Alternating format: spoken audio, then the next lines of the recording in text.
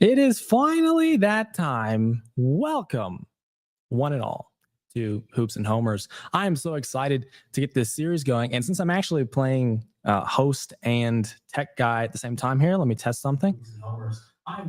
Beautiful. It sounds great. Nice. All right. I'm so excited to get into this show. First and foremost, it's going to be fun to just do something media related that is related to a hobby of mine.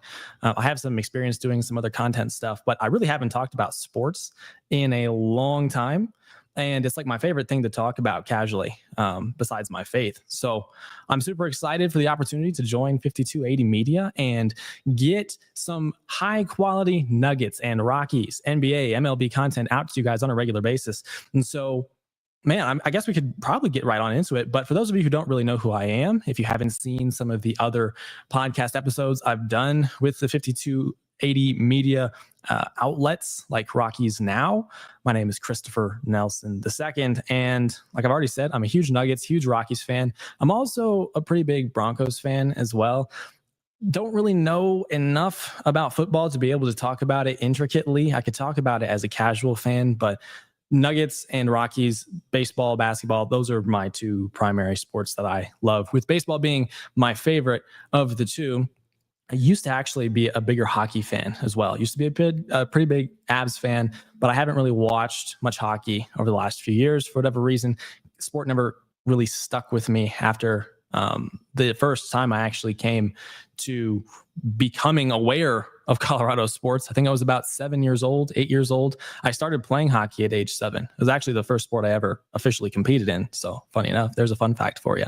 But it just hasn't stuck with me. So Nuggets and Rockies is really where we're going to keep the content on this particular show, hence the title, Hoops and Homers. So I'm super excited to get into that with y'all today. As you can see, if you look at the right-hand side, we have a Q&A session scheduled as a segment on this episode. So if you have any questions at any point during this show, think of them, put them in the comments. I'll get to them during that segment. But you see the first segment on our list here today.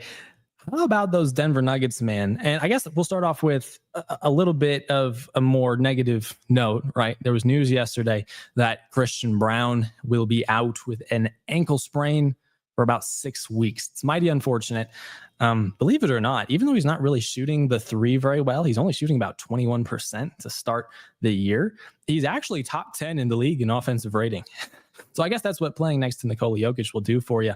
But I mean, he's been so key to this offense thus far this year, man. And for him to be out for at least a month and a half, that's just not something you want if you're the Nuggets right now at this point in the season. Obviously, it's still early, so there's nothing to be worried about.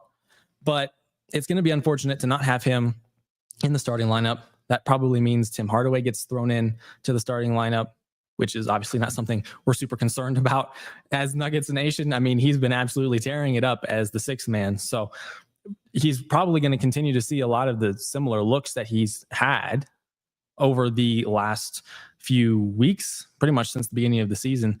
But to that point, aside from that, let's talk about how hot this team has been, because, man, it's easy to get super hyped up about an off season, right? And I don't know how much of Nuggets Nation was excited this off season with all the change that happened. There's obviously a reason for optimism, getting a little bit younger, getting a little bit more united from a front office perspective, from a coaching perspective, hiring officially Ben Tenzer to be a co-GM with John Wallace and keeping David Adelman. A lot of change there, right? And that brought a little bit of uncertainty. But at the same time, I was kind of excited about it. And then the moves they actually made during the offseason, super exciting. Had zero issue with any of them. Swapping Mike for Cam was a good move. We'll get to that a little bit later on, actually, because there's so much criticism that is just so unwarranted about that particular aspect of the Nuggets offseason and how it's played out the first few weeks of the year. We'll get to that later on. But then adding Bruce Brown, adding Jonas Valanciunas, adding Tim Hardaway Jr., those were all moves that I was a huge fan of. Absolutely no issue with any of those moves at all. And they've paid dividends so far to start this year. Even some of the more Not noticeable moves like keeping a Spencer Jones, not keeping a PJ Hall, not keeping a Trey Alexander, some of those back of the bench guys. Those moves were fantastic too. I had literally no issues with the offseason. And after the offseason, I said to myself, this is going to be the year that this team wins its second championship. It just is. If you look at the landscape of the league, right? Even thinking about the Eastern Conference. Obviously, we know in the Western Conference, Oklahoma City is going to be up there. That's just the way it is. That's a good team. It's a young team. Offensively, defensively, they just play the game so well and so interconnectedly. So they're going to be at the top of the West, and they're going to be a legitimate competition for whoever challenges them in the West. But in the East, there really isn't a lot to worry about, at least from a historical perspective. Obviously, the Pistons are off to an incredible start this year. 10-2. Not really quite sure how they're doing that, but I mean, you want that start if you're the Pistons. That was one of the worst teams in the league, literally, 2-3 years ago? And so quite the turnaround from them. But you're not really terribly scared of them if you were to meet them in the finals somehow, some way. The Cavs are all right. They're going to give you some problems defensively. They're going to play some pretty strong defense, but I think at that point, the Nuggets could overcome that in a finals scenario. The Knicks are probably the largest legitimate challenge that the Nuggets face. Again, a strong defense, well-coached team. They have a new head coach, a few new position players in there, role players to support Jalen Brunson. So those are probably the largest competitors you have, but the Bucks are probably not going to give you substantial challenge in a playoff series. They'll be good in the East, but they're not a team you worry about facing if you're the Nuggets and you make it to the finals. Who else is out there? The Pacers made the finals last year. No Tyrese Halliburton. That team is like 11 losses deep so far this season. So you're not really concerned about them either for that reason. They're just not healthy. And at that point, the 76ers maybe, but Joel Embiid has not been healthy. He's not been good when he's been healthy this season. So the East seems like a conference that won't pose a substantial threat to whoever comes out of the West, which really just means the Nuggets have to overcome the Oklahoma City Thunder.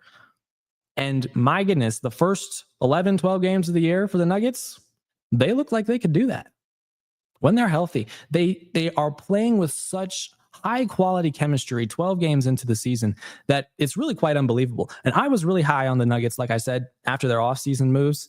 But my goodness, dude, like the chemistry is amazing. It feels like everyone genuinely knows their role. Okay. And that's really not something we've truly felt since 2023. Actually, if you look at the first 11 games of 2023, Nuggets started off 8-3. They're 9-2 this year. So clearly there's something working. Obviously, they have more depth this year than they did in 2023. So there's another reason for optimism right there. But you see that exemplified in this winning streak that they put together. Undefeated in November, 6 games in a row. And it's not like they're just barely beating teams. The average score differential in these games that the Nuggets have won 6 in a row of is 15 points, 14 or 15 points.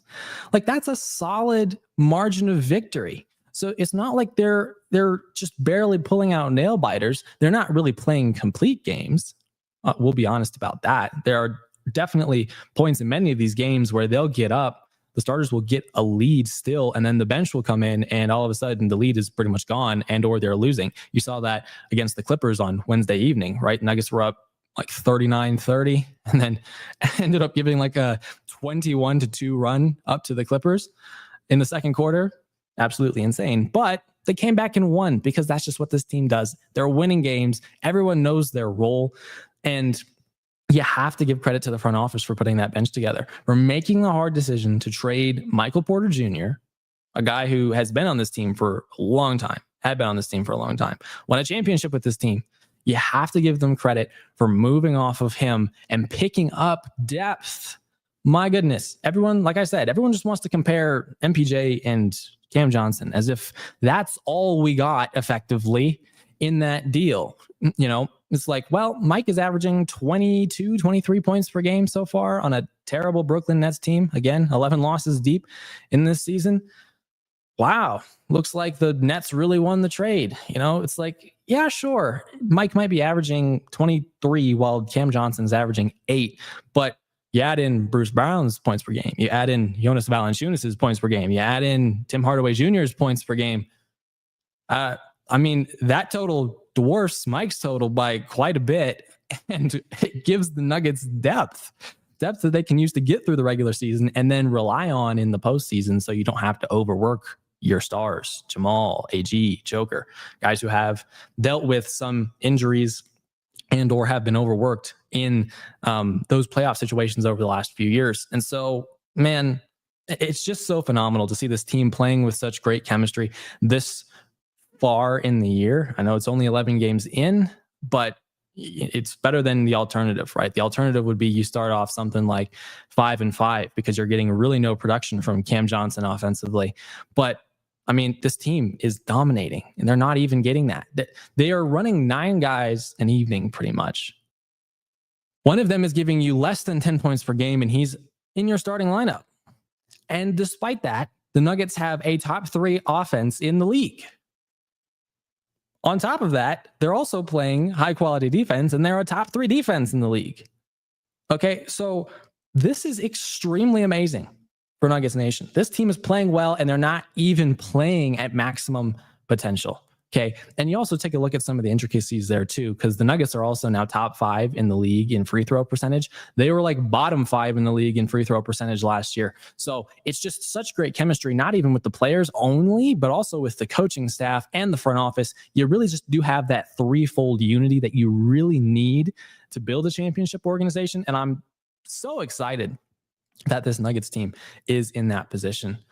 At this point in the year, just perfect chemistry. We're going to see how that continues to pan out throughout the rest of the year, but we'll see how the Christian Braun injury impacts things. Obviously, they'll probably lose a game or so here in the next week. They play Minnesota tonight.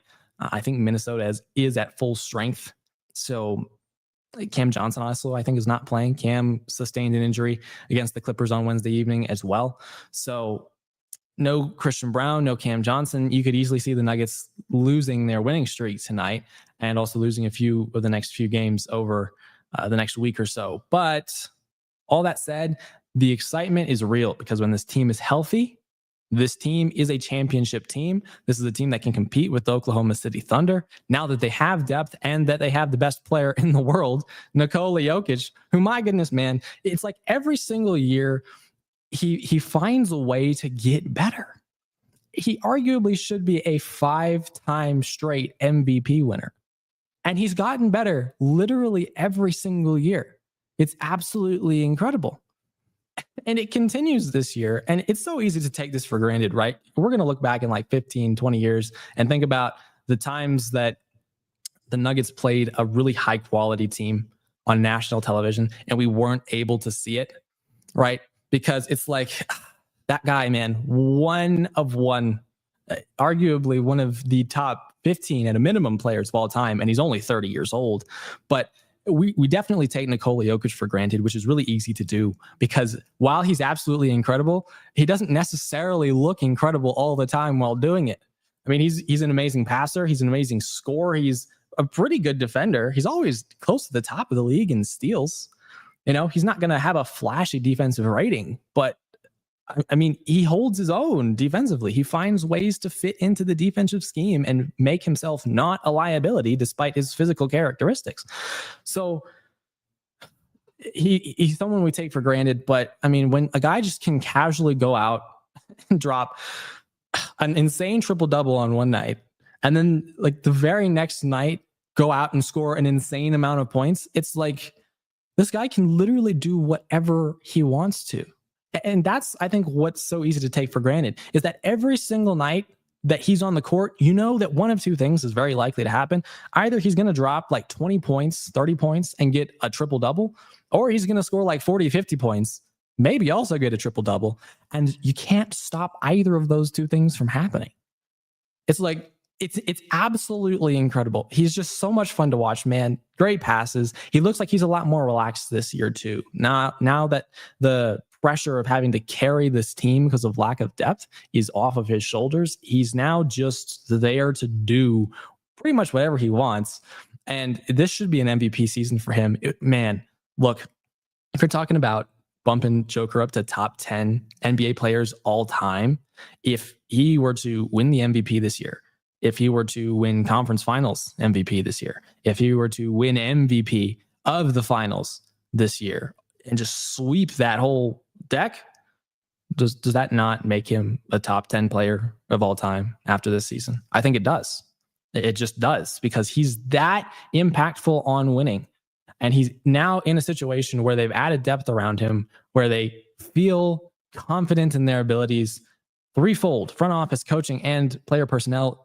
This is just the year it has to happen. This is the year that Joker gets his second NBA championship, assuming they stay healthy. If they don't stay healthy, that changes the whole deck. Okay, I'll be very clear about that. But assuming this team can stay healthy, then I see no reason why he can't lead this team to its second championship in 4 years? Yeah. And that would bump him up pretty close to, if not into the top 10 of all time. So yeah, man, lots of exciting stuff going on in Nuggets land. But I do want to switch over to baseball now, not just because it's my favorite sport, but because there's just so much going on in Rockies land. You're coming off of the worst season that you've ever had in franchise history, one of the worst seasons of all time, like the second or third worst season of all time. And a lot of changes are being made this offseason.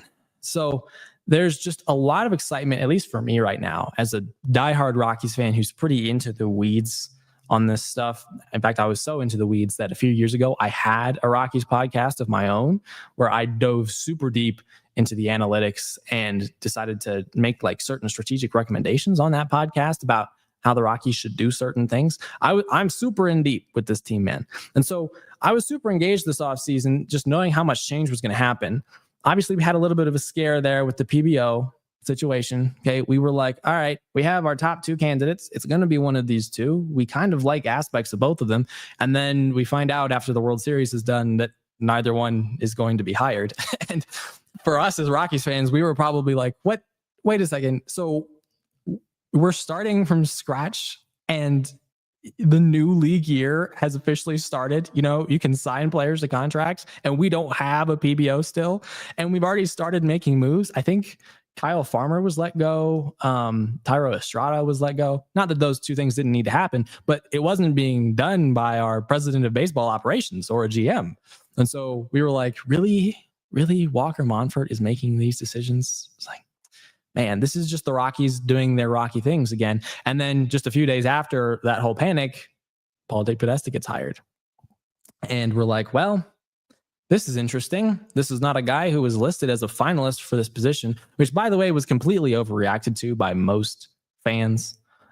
Just because Sade and Foreman were the two publicly mentioned candidates did not mean they were the only candidates. And that was made explicitly clear numerous times throughout this whole process.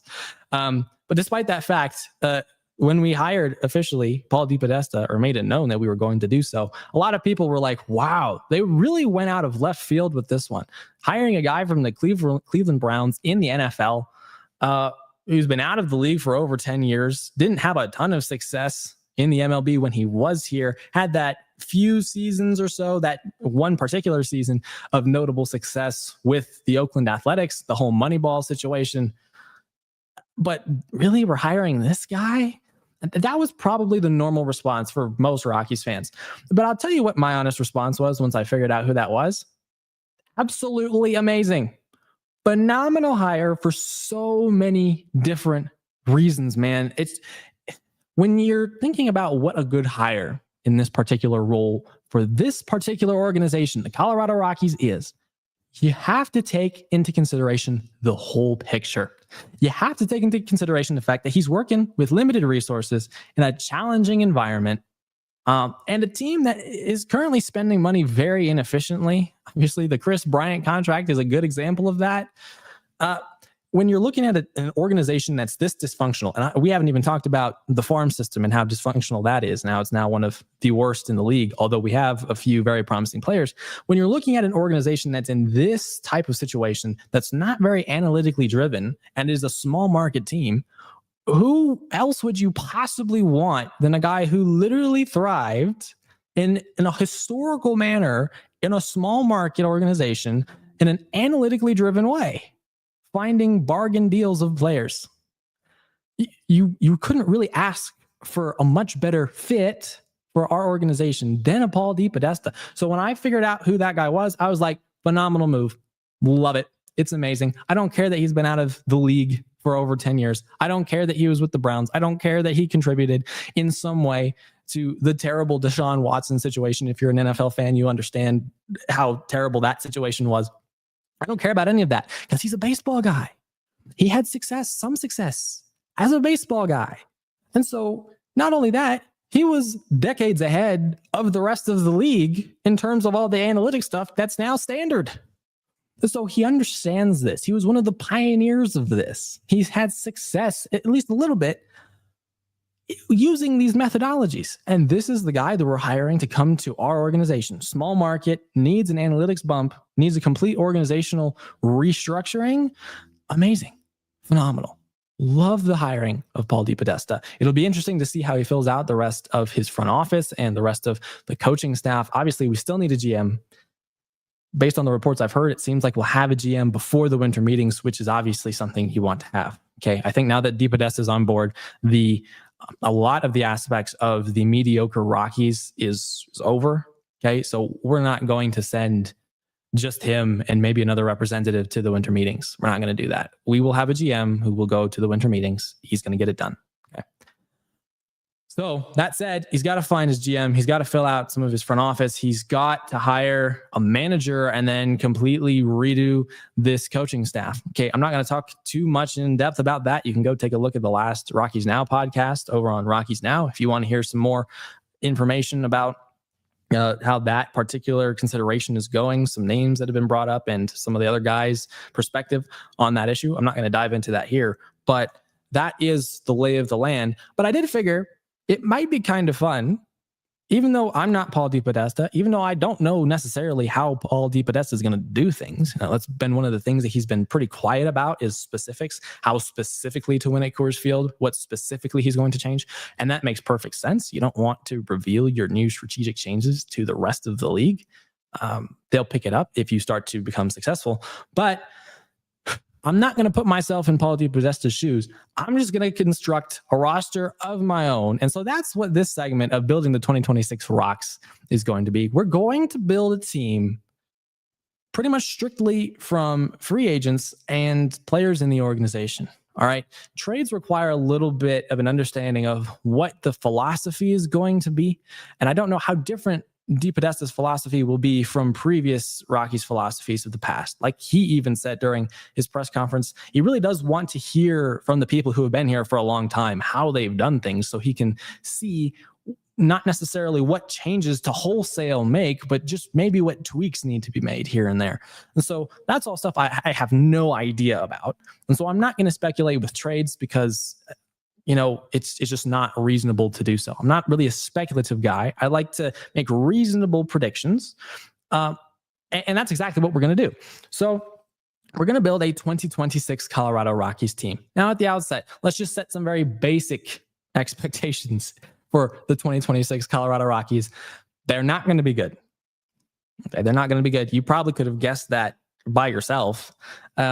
They're not going to be good. This is still a team that, while it has some budding strengths, still has a ton of weaknesses. And having watched most of the postseason for the first time in years this year, I was just thinking to myself, man, we are just so far behind a lot of these other competitive teams, man. It's just not even funny. So there is not an expectation that this team will be a playoff team next year. There's really not an expectation that this team will eclipse 60 wins next year. But I do think it's doable if the right pieces are put in place and if certain players take the next step in their development. So when we're building the 2026 Rockies team, we're not building a team that becomes a playoff contender this year. We're building a team that can take the next step in its development. Okay. And we also have to think about this from a broader timeline perspective too, right? So we're kind of smack dab in the middle of a rebuild. It's been a pretty poor rebuild considering how far it was pushed back unnecessarily by the previous front office, just signing free agents, not really developing young guys, not really giving them an opportunity to develop. 2025 was really the first year they actually committed to the suck. and just letting some of those prospects who are highly rated prospects in their farm system come up to the league, get a feel for what Major League Baseball is like, struggle a lot, get sent down, make some changes, come back, the whole shebang. Okay. 2025 was an actual rebuild year, but there is a lot to be excited about at this point in the rebuild process. And this is why it's going to take a few years before we can officially judge this crop of Colorado Rockies. Okay. Just because we brought in a new front office does not mean that we're starting from complete ground zero. It's not like we're trading Hunter Goodman. It's not like we're trading Doyle. It's not like we're trading Beck, Tovar. It's not like we're just cleaning house and starting new. You have these guys, they're in the infancy of their MLB career. And so you still have a few years, maybe 3, 4, or 5 years before you can really truly judge this crop of current everyday contributors that the Colorado Rockies have. All right. So let's frame this through a lens of maybe we can officially judge this generation by 2028, 2029. Okay. And at that point in time, DePodesta is going to have had plenty of opportunity to completely overhaul the farm system. All right. At that point in time, 2029, Ethan Holiday should be here. Charlie Condon should be here. Some of these other highly touted pitching prospects should be here. And at that point in time, this team should be closer to competitive. By 2028, I've been saying this since 2024, but by 2028, 2029, the Colorado Rockies should be able to push for 75, 80 wins in a season. Okay, if they're not doing that in the next 4 years, there's something wrong. So if that's the timeline that we're working with, now we're going to build our 2026 Colorado Rockies team. And so let's just start off with the 2025 team for a second here, because there were 57 players that suited up for the Colorado Rockies in 2025. 21 of them, that's over 1 in 3, over a third of the players who suited up for the Colorado Rockies in 2025 will not be returning. Okay, who are some of these names? Ryan McMahon, obviously he was traded. Jake Bird, traded. Herman Marquez, elected free agency. Tyler Kinley was traded and is a free agent. You got Owen Miller, who was on a minor league contract, had some playing time with the team last year. He's not coming back. Hilliard should not come back, but the old front office had this affinity for bringing back old Rockies prospects that just didn't really deserve to be here just to fill depth. He's not coming back. Nick Anderson signed with another team. I forget who it was. Maybe it was the Athletics. Keston here is probably not coming back. Gilbreth is not coming back. Dugan Darnell, man, I was surprised they sneakily put him on waivers. You know, I get he's older. He's 28, and he's a pretty inexperienced major league pitcher.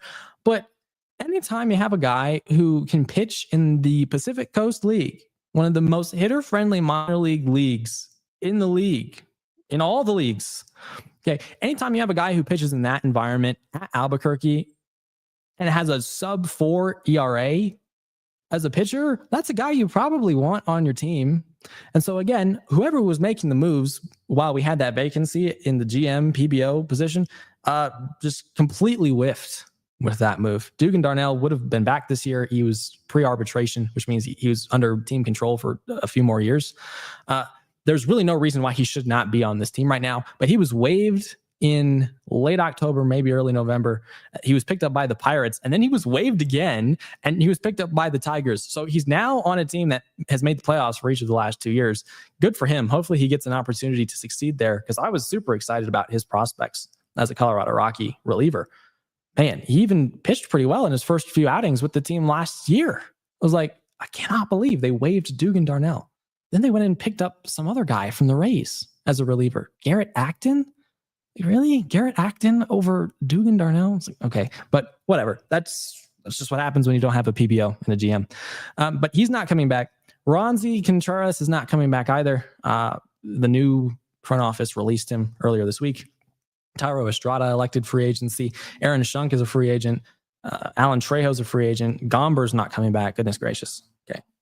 Thank goodness. All right. We love Austin. We love his competitive fire, but he's just not getting it done here. So he's not coming back. Martini's not coming back. Scott Alexander, Austin Nola. He's now a coach for the Mariners, by the way. Very interesting move for Austin Nola, career-wise. Orlando Arcia is not coming back. Jacob Stallings, Kyle Farmer, those guys aren't coming back. So those are the 21 guys that will not be back next year, which means that we have roughly 36 players coming back who could be competing for playing time in 2026. All right.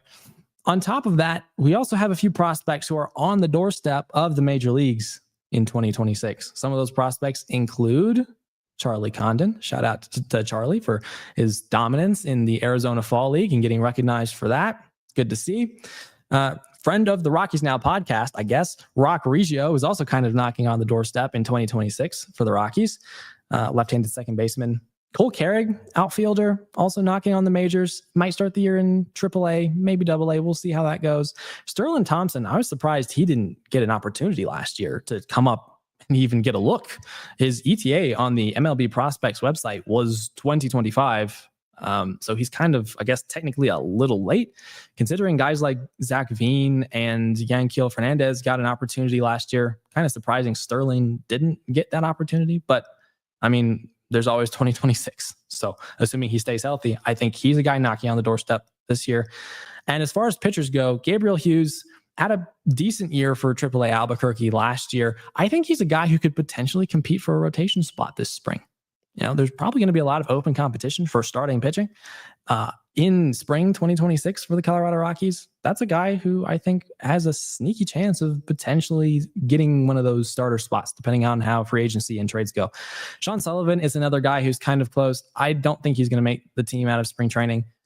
Might start the year in AAA. Absolutely dominant in AA. I was surprised he didn't get the bump to AAA last year. So he's another guy to consider. Michael Prasecki, solid lefty. I think I watched one of his starts for AA last year. He's pretty solid.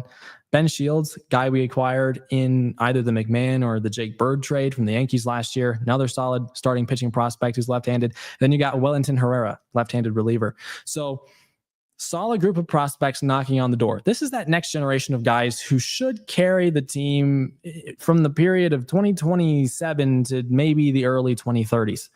Okay, so those are doorstep prospects. I don't think any of them start the year on the major league roster, but I think we'll see a few of them in 2026. That said, let's just take a look at what the current team looks like. All right, so assuming everyone's healthy, big if. Okay, there's this guy. His name is Chris Bryant. Oh man, just brings so many emotions to the minds of Rockies fans. Man, what could have been if Chris Bryant would have been healthy and not had this back issue, this chronic back issue that he's been dealing with? I guess we'll never know. But let's assume he's on the team, and let's assume, by the grace of God, he's actually healthy in 2026. I'm going to say he's probably starting. You know, it's expensive. And the guys on the Rockies Now podcast earlier this week said this. He's an expensive bench bat. You know, paying $30 million a year for a guy who's really only going to play every few games and then probably not be very good when he plays is not the move. So either you remove him from the team, you release him outright, or he's starting somewhere in that lineup. I'm going to put him in at first base for now because we have three guys in total, including him, two other guys in Moniak and Tyler Freeman, who really should not be very much more than DHs on a regular basis. But we'll get to them in a second. So I'm slotting Chris in at first. If he's healthy, assuming he's healthy, this is kind of what the team needs in 2026. Okay. We need a second baseman. We need a third baseman. We, at that point, are pretty much good in the starting lineup because you have Hunter Goodman behind the plate. You have, again, by the grace of God, Chris Bryant starting at first base or DHing.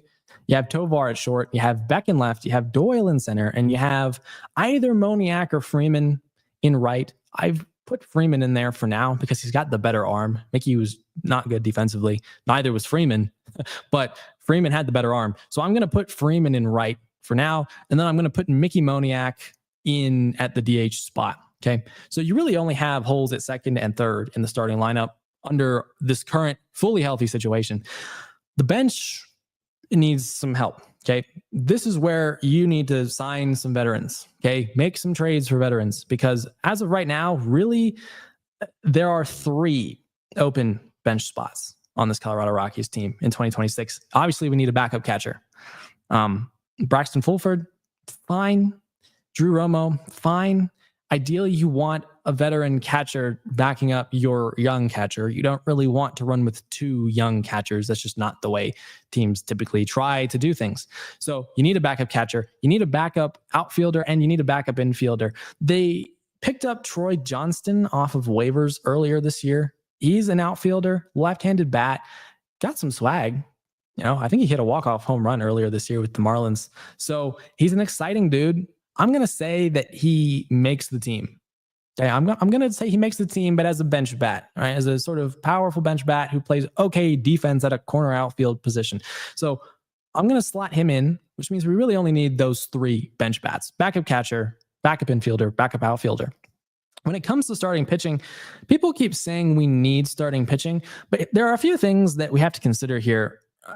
Obviously, we do need starting pitching, but besides Kyle Freeland, you do have some exciting options in-house.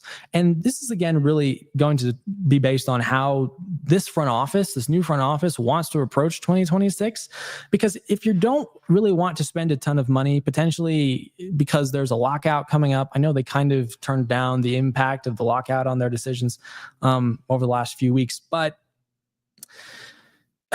you could very easily see a situation where you have Tanner Gordon, Chase Dolander, and Ryan Feltner all in that starting rotation this year, which really just means that you'd be looking for one starting pitcher in free agency or via trade. But since we're only dealing with free agents, we're going to look for a starter via free agency. Then in the bullpen, again, Senzatella is being moved to the bullpen. We'll get to him later on in this episode, but I'm going to keep him there for now. Other than him in the bullpen, you have Victor Vodnik guaranteed back next year if he's healthy. Jimmy Herget guaranteed back next year if he's healthy. Same thing with Juan Mejia, Jaden Hill, Seth Halverson. These are all actually really good relievers, guys. They don't get nearly enough credit for really anything besides their average fastball velocity, which I think is like the most notable thing that the national media has given the Rockies' young bullpen credit for. They're pretty good, man. Halverson kind of dealt with some injuries and struggled more than the other four, but Vodnik, man, solid pitcher. Just not even for the Rockies, just in general, solid, top quality reliever for this team. Juan Mejia, same thing. Jaden Hill, same thing. Jimmy Herget, obviously picked up off the waiver wire last offseason, same thing. So you have 5 solid relievers when healthy. The bullpen is actually a strength of this team. That's not something we talk about very often. And they're young and they're controllable. So again, if you're looking for this sort of 2028, 2029 competitive time frame, you really don't have to do much with the bullpen. Now, what you do need in the bullpen at that point is another long reliever, preferably a lefty, and you need another left-handed reliever who's a short reliever. Those are our 2 needs in the bullpen right now. But in summary, that really only means the Rockies need a second baseman, a third baseman, a backup infielder, backup outfielder, backup catcher, and then a left-handed long reliever and a left-handed short reliever. Okay, so that's what we're looking for with this experiment that we're doing here on this episode. That said, I've constructed 3 different 26-man rosters for us to consider here in 2026, and they each touch on different things. They have different emphases. The first one is what I'm calling the homegrown team. So this was just assuming that the new front office was like, yeah, all right, we're not going to make any moves at all and bring in any external players to our major league roster this offseason. Very unrealistic. Okay. There will be changes made to this team. But just to give you a feel for what the homegrown team would look like, you'd have Hunter Goodman behind the plate. You'd have Chris Bryant at first base. Oh man, Chris Bryant. You'll have Ryan Ritter at second. You'll have Kyle Karros at third. You'll have Tovar at short. You'll have Beck in left, Doyle in center, Freeman in right, and then you'll have Mickey Moniak DHing. And then on the bench, you'd have Troy Johnston. You'll have Yanquiel Fernandez. You'll have Warming Bernabel. Feeling the global warming effect still. Maybe we are. He kind of ended the season a little bit cold, but hopefully that was just a one-time thing. And then you'll have Braxton Fulford as your backup catcher. That is your bench. Your starting rotation will be Kyle Freeland, Tanner Gordon, Ryan Feltner, Chase Dolander, and McCade Brown. Maybe Gabriel Hughes, but Gabriel Hughes hasn't made the big leagues yet. So based on that 2025 team, McCade Brown did get some experience, and so I'm going to add him in to that rotation with the homegrown team. Your bullpen looks like this. Ryan Rollison is your left-handed long reliever. Antonio Senzatella is your right-handed long reliever. Luis Peralta is your left-handed short reliever. And then you have the five I mentioned earlier with Halverson, Hill, Mejia, Herget, and Vodnik. Okay. That is if you were to make 0 major league free agent signings or trades this offseason. And ladies and gentlemen, that is a really bad team. Okay. That's a team that I think would get more than 50 wins next year, maybe even push 60 wins. Because again, a lot of these guys are just young. They're inexperienced. They're not bad. They just haven't been at the major league level for long enough yet. And so maybe a lot of them take that next step. Maybe it's a significant next step. Maybe they cut down on the strikeouts significantly. Maybe they walk more significantly. Maybe they make better quality contact significantly. And maybe they improve their base running. But this is a team that's probably going to get you somewhere between 45 and 60 wins in 2026. So not too good from a homegrown option perspective. But this second roster is kind of intriguing. Okay. This is where we're going to make some patches. All right. Currently on the 40-man roster, the Rockies only have 2 available spots, which means that they would need to remove a few players to clear up some space to go sign free agents. Obviously, if you're making a trade, it's a little bit different. But if you're going to make a trade for a major league player, you'd probably have to send some of those other guys who are on the 40-man roster, who are maybe prospects, away in that deal so that you can actually legitimately get those guys on your team. So assuming we only have those 2 spots available, and assuming I don't know what the front office is going to do from a 40-man roster perspective, who they might remove, who they might add. Again, Rule 5 draft is coming up. Got to protect at least a few of the 7 or so guys that could be exposed. Not that the Rule 5 draft is something to extremely worry about. Really only about 15 or so players get picked, at least over the last few seasons. That's the case. And that's with the whole league considered, all the players who aren't on 40-man rosters. But with that said, we're going to only sign 2 free agents with this particular roster build that I've constructed so that we have a full 40-man roster. And what that would look like is obviously we have the holes I mentioned earlier. I'm going to sign a second baseman with this team, and I'm also going to sign a starter with this team. So Hunter Goodman is still behind the plate for me. Chris Bryant is still at first. But with this team that we're patching holes with and only signing 2 free agents with, at second base, I'm going to sign Luis Rengifo. Maybe a 1-year deal, maybe a 1-year deal with a mutual option for a second year, something like that. Something very short term, because we have the prospects coming. We don't need a long-term fix. We just need a short-term fix. And Luis Rengifo would be a solid fix. Not an expensive guy. Balanced offensively, kind of. Doesn't really strike out a ton. Also plays good defense. And he bats switch, which is really nice. This is a team, if you think back to the holes that I listed earlier, this is a team that needs left-handed bats. And so a guy who switch hits, wouldn't complain, pretty cheap deal, veteran presence, late 20s. I would sign Luis Rengifo. And that would mean I would keep Kyle Karros at third, right? Because second and third are both places that the Rockies need an upgrade in 2026. But I only have 2 free agents to work with here in this particular build. So I still want to sign a starting pitcher. And that means that I would either have to sign a second baseman or a third baseman here. I also considered maybe signing Yoan Moncada to play third and then let Ryan Ritter play second, because Ryan has more major league experience than Kyle Karros. But Moncada is just not the type of bat that the Rockies need. Strikes out too much. He's not good defensively. He's not fast. And to have him play the hot corner, it's probably not the ideal Colorado Rockies decision, at least for a guy who's going to slot in every day at third base. So I'd rather have Karros every day at third base and Rengifo every day at second than have Ritter in every day at second and Moncada in every day at third. So with this team, I'm signing Luis Rengifo to a short-term deal. And when it comes to starting pitching, I'm going to sign a starter. Now, there have been a few different names mentioned by a few different people. If you've been listening around to people who are looking at the free agency market and thinking, who could the Rockies legitimately sign? I'm going to go with Adrian Hauser. Coming off of a solid year last year, not an all-star really by any means, but he had a sub-4 ERA. And that's something you like to see.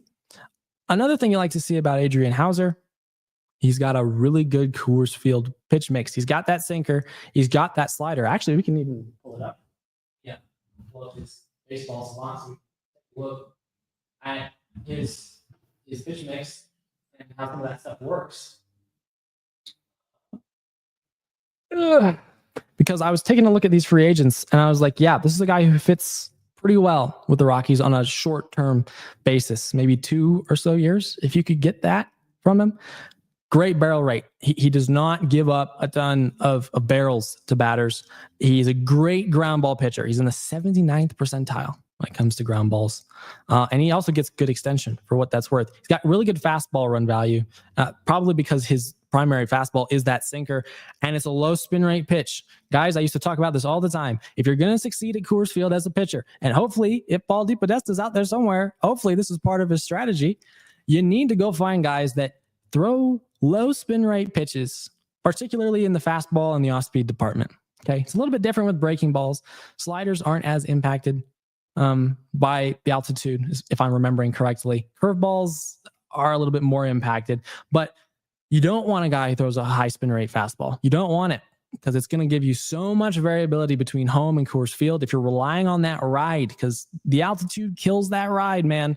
And so this is why you want to go find a sinker ball pitcher, a guy who throws that changeup. Adrian Hauser is this guy. He is this guy at an affordable veteran price. And so Adrian Hauser would be the starter that I would sign for this particular build for my 2026 Colorado Rockies. But neither of those teams are as fun as they could be. And again, I'm not trying to play Paul DePodesta here. I'm just playing me, trying to construct a 2026 Colorado Rockies team. And so what if we did our best to completely redesign the 2026 Colorado Rockies? Again, not making trades and only signing free agents. This is my idea of what this might look like. Okay, this is where it gets kind of fun for me, because we actually make some deals. We're not making trades, but I didn't say that we're not releasing some people. Okay. So the first thing I'm going to do, I'm going to do a few things actually, because like I said, we only have 2 open spots on the 40-man roster. I need some space, man. I need some space to do some things so I can actually make moves that make this team better. By the way, the last team, just to go back really quickly, probably not going to get very much more than 50, 55 wins. Okay. Probably in the same ballpark as the first homegrown team that I mentioned. But we're redesigning this team now. We're clearing up 40-man roster space. So I'm going to make a few moves. I'm going to remove 4 players from the 40-man roster that I'm perfectly okay with losing. Okay. First one is pretty obvious. Chris Bryant has got to go. I'm fine with eating that money. I don't care. We're not going to be competitive till 2028, 2029. I'm perfectly okay with that. Perfectly okay with it. He's gone. We're getting him off this team. Second guy we're getting off this team is Antonio Senzatella. My goodness, if this doesn't happen in 2026, I'll be very disappointed. But again, he's under contract, and this is a team that just doesn't want to lose guys that they have control over. So at least not right now. So I wouldn't be surprised if he's on the 2026 team. But if I'm GM, he's gone too. He was one of the worst pitchers in all of Major League Baseball last year. Not good. He was a little bit better out of the bullpen, but still not good. No, Antonio Senzatella needs to go. So that's 2 spots cleared up on the 40-man. I'm also releasing, Anthony Molina. I'm sorry. He was our Rule 5 pick from a few years ago. He's got a good mix. He really does. And I really want him to succeed. He got called up last year again for a little bit, and I really wanted him to succeed. Pitched a little bit decently against the Blue Jays for the first few innings or so of that surprise start that he got thrown into before things went south. But he's not worth the 40-man spot. I'm trying to build a team that is at least somewhat competitive in 2026. I need to sign free agents that can contribute to my Major League roster now. That's not Molina. So I'm fine with losing him. He's going to be placed on waivers. He's going to be taken off the 40-man. So that's 3 open spots now. The last one, I'm going to release this Garrett Acton guy. I really, honestly, I don't know how on earth you make such a signing.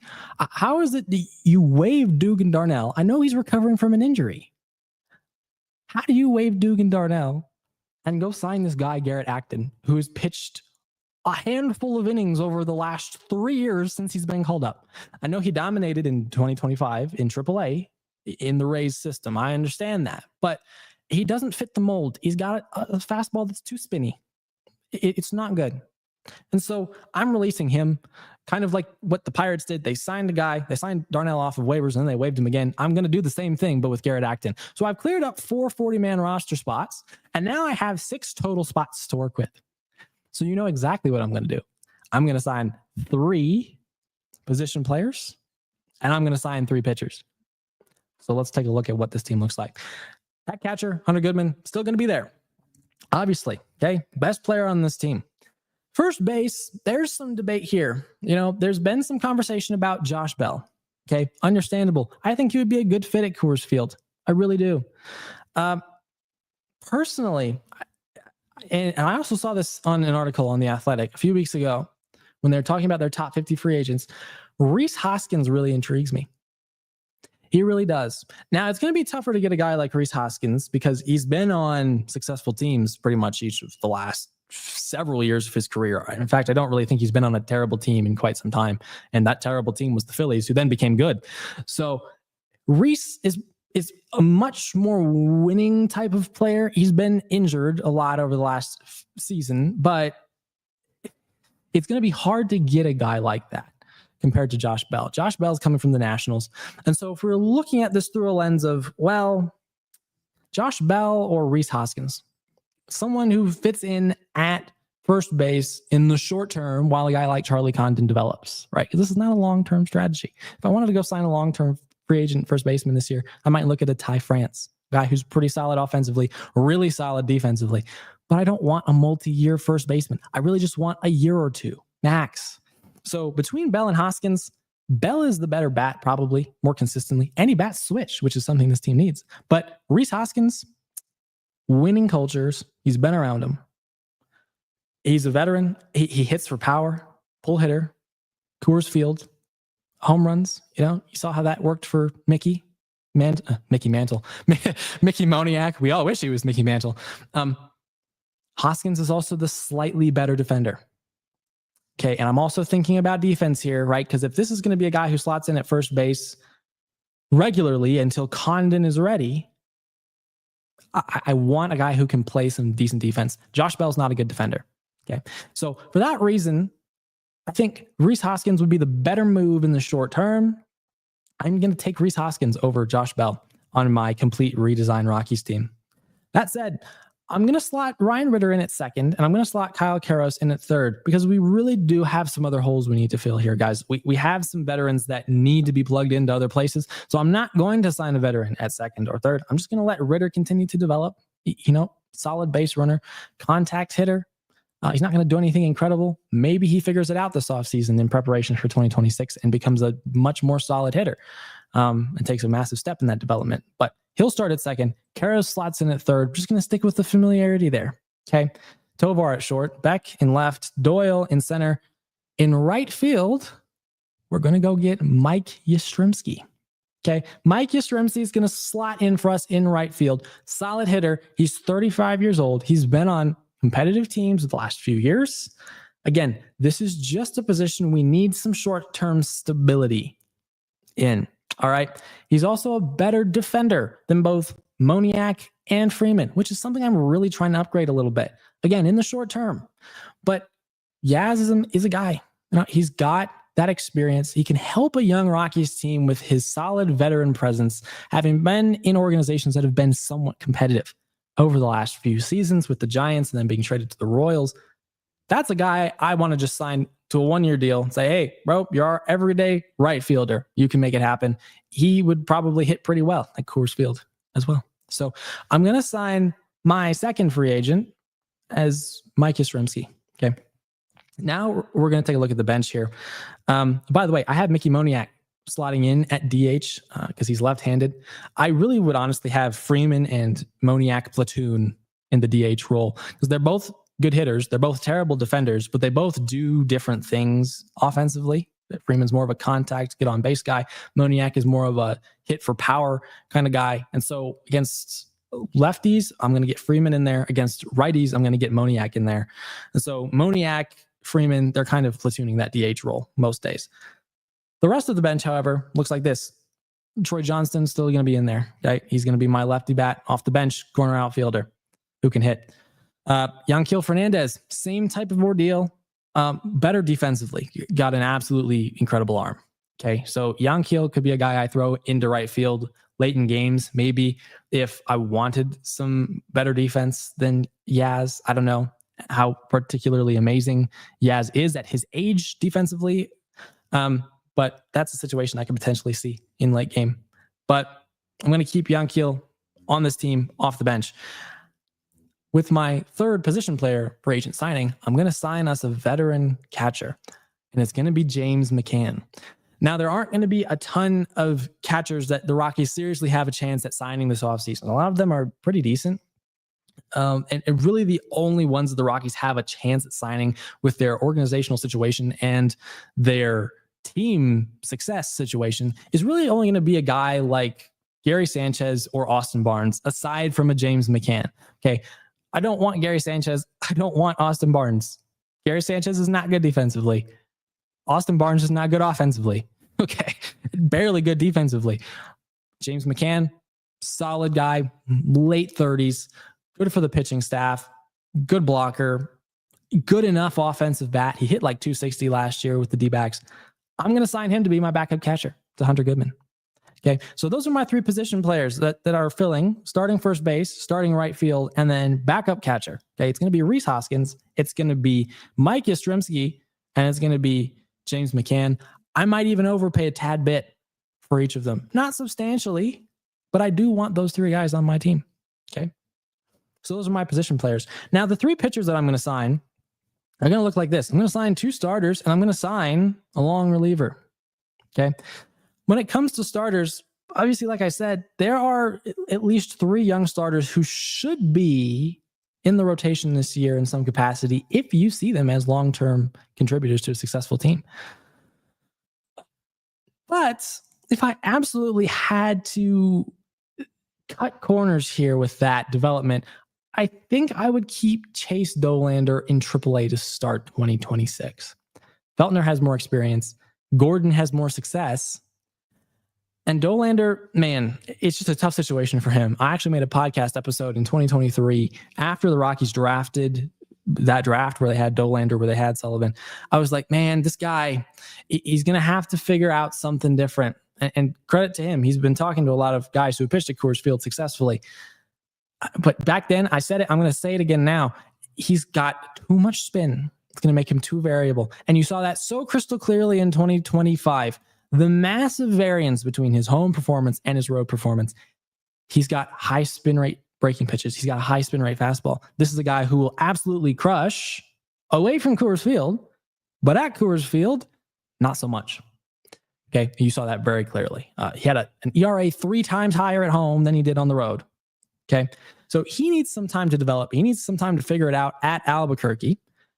So that gives me the ability to sign two starters, the one that I needed to sign anyway, and an additional one because Dollander's going to start the year in AAA.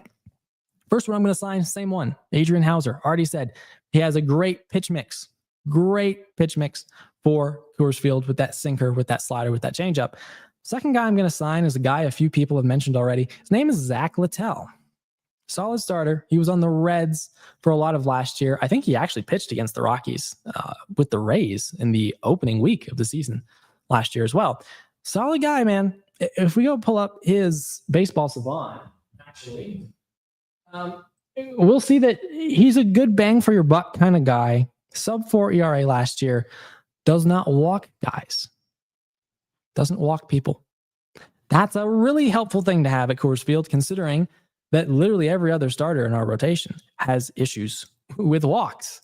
So he gives you some stability in that regard. He also gets pretty good chase. And for a guy who throws a slider and a four seam with a split, might be surprising to some, might not be surprising to others. But that split fastball, low spin rate off-speed pitch, that's the best pitch to have at Coors Field, is a low spin rate changeup, a low spin rate splitter. Zach Littell is that type of guy that I think the Rockies should bring in, and I'm going to bring him in for that reason. Good pitcher, good deal, good fit for the Coors Field mold.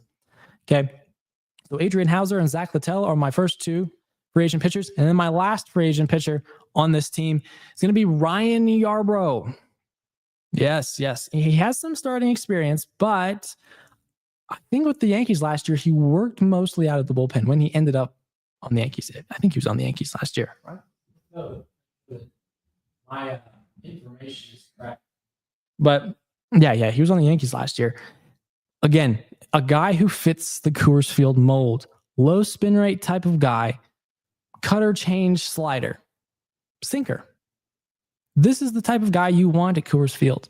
And this is the type of guy you want eating up maybe 2 or so innings for you when Tanner Gordon doesn't have a good start or when Ryan Feltner doesn't have a good start. This is the type of guy you want going out there. Doesn't give up a ton of hard exit velo. Now, he doesn't throw terribly hard. He's actually in the first percentile of pitchers when it comes to fastball velocity. Doesn't throw hard at all, but generates that low exit velo, much like a Brent Suter from a few years ago. Guy who doesn't throw hard, but who generates low exit velocity because of that. On top of that, doesn't give up a ton of hard hits, doesn't give up a ton of barrels, gets above average ground ball. That's great. Guys who get ground balls, it's exactly who you want at Coors Field. And of course, all his pitches are in the low spin rate range. Ryan Yarbrough is an easy signing for me as a long reliever for the Colorado Rockies in 2026. So in summary, I'm clearing up 6 spots on the 40-man roster with my complete redesign as the GM of this team, not considering trades, only considering free agent signings. I'm signing Rhys Hoskins to start every day at first on a short-term deal. I'm signing Mike Yastrzemski to start in right field on a short-term deal. I'm signing James McCann to be my backup catcher on a short-term deal. I'm signing Adrian Hauser and Zach Littell on maybe 2-3-year deals, maybe with some options in there as my starters. And then I'm signing Ryan Yarbrough on maybe a 1 or 2 year deal to be my long reliever. Okay. That is going to be my 2026 Colorado Rockies team. Okay. That is a team I think that could push 60, 65 wins. If everyone's healthy and if everyone takes the next step, that is what I'm going to do. That's what I'm going to predict. I'm going to predict that is a 60, 65 win team, maybe even 70. Man, if you found a way to have enough cohesion with that unit and enough health and enough people taking the next step in development, that's a 65, 70 win team. That significantly bumps up your rebuild process. If you get 65 wins in 2026, you're feeling really good about your chances of becoming more competitive by 2028. You're feeling a lot better about that. So that's my 2026 Colorado Rockies rebuild. Hope you enjoyed that. It was pretty in-depth, and I walked through a few different situations with you there. At the end of the day, we're just going to see what DePodesta does, because trades are really going to have to be the way that this team is reconstructed. It's just going to have to be. Like I said, minimal 40-man roster space. It's already minimal, and we haven't even added some guys that we need to add and protect from the Rule 5 draft. But at the end of the day, trades are going to be the way this works. If you got guys like Romo, like Veen, who are sort of on the edge of being major league players, or guys that you need to get a look at, those are guys you might consider shipping away because they're both on the 40-man roster. You might consider shipping them away to bring back some talent that can help you win more now and that can improve the speed of your rebuild in 2026. But we'll see how that all pans out. I'm excited for Paul DePodesta. I DePodested myself here on this episode, so we'll see how many of those free agents actually get signed. I really do want at least a few of the guys from my complete redesign team to be signed. If I had to pick just 2, I think I'd pick Hoskins and Hauser. Those would be my top 2 free agents for the Rocks to go out and sign in the offseason. But that's all I have for today's episode. If we have any questions, I'll go ahead and take them now. I see one comment. Oh, it's from Steven, my guy. How you doing? Hope you're enjoying this first episode.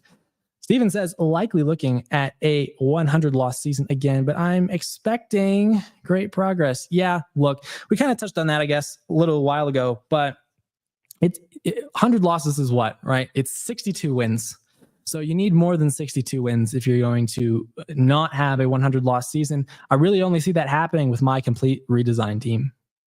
Yeah, I think if you stay homegrown mostly, it's going to be another 45, 50 win season. And if they only make a few hole patching decisions and rely mostly on homegrown depth, it's probably also going to be 50, 55 win season. So yeah, to that point, it's probably another 100 loss season. You're probably right about that, but it doesn't have to be. I think I've outlined a few ways where it wouldn't be, where this team could potentially push 65, 70 wins if all the right things fall into place and if some tough decisions are made. Well, I don't see any other comments here in the Q&A. I guess I'll wait a few seconds. I see a few people are still in here watching. If you have any questions, if you are just tuning into this episode now and missed the earlier discussion that I had about the Nuggets and how hot they are currently and how much I love the chemistry that this team is demonstrating from the front office to the coaching staff to the player personnel, or if you missed my rebuild where I walked through 3 different potential roster situations that the Rockies could have in 2026 and would like to ask a question on either of those, go ahead and do so.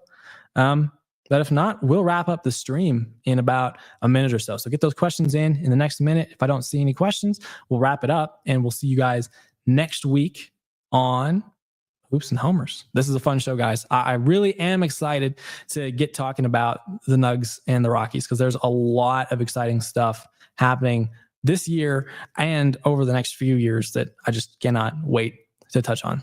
So I'm super excited. I'm not going to go tell you to follow me on Instagram, but if you're not subscribed to 5280 Media on either Instagram or on YouTube, go ahead and do that now. Make sure you're subscribed. And yeah, I don't see any other questions. So thank you all for listening. Really appreciate your viewership. I'm excited once again to get this podcast up and running. And I'll see you guys on next week's stream. Till then, take care. God bless. Peace out.